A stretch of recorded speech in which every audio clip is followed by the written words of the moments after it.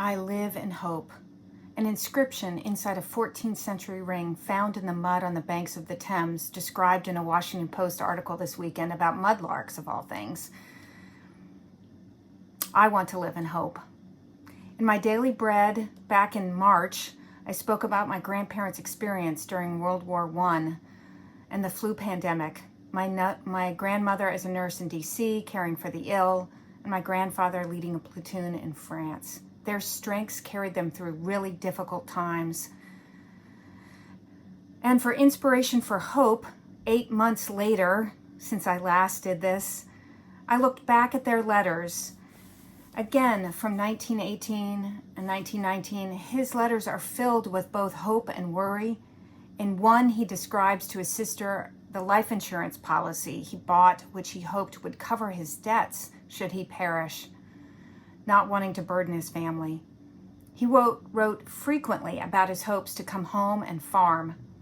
As for my grandmother, her letters were so consistent. Her work as a nurse, her patients, news of family members, and how much she wanted him home.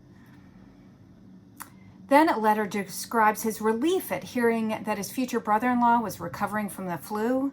But then, in this very same letter, he describes his incredible sadness at receiving a telegram the same day that letter arrived, simultaneously informing him that his future brother-in-law had died.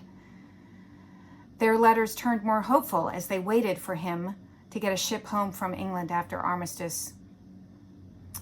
She writes, "My dear, in regards to the plans and farm you spoke of and asked my opinion, with me, it's a case of anything you want to do, I am willing to do. If you want to go west or south and live on a farm, it will be what I want to do. I would prefer to live near a city, but while this is not essential, the only thing in the way is that you are not here." Reading about his dreams to be a farmer, I wonder what changed. They adapted, clearly. He came home, they married, he went to law school, and he worked as a patent attorney in DC his entire life. I was really struck by the hope in their letters, with a sense of the incredible reality and death of the conditions around them, making plans and describing their dreams while thousands of miles apart, and new beginnings springing from all that sadness. I think about this community's hopes and dreams on display every day, but certainly earlier this week at our annual meeting. I was so inspired. I had tears running down my cheeks, seeing how St. Columbus has adapted to the crisis of the pandemic, how we all in this community have rallied together, seeing all the wonderful faces of the staff, many of whom we haven't met in person yet.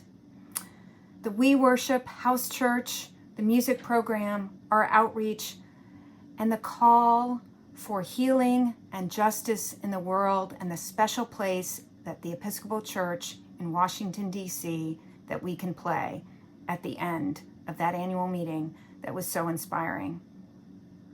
It gave me hope. A confident expectation of what God has promised us. Living God's love is saying yes to the future, whatever it brings, even if it's different than what we thought it was going to be. I know this community heals me and gives me hope. We live in hope.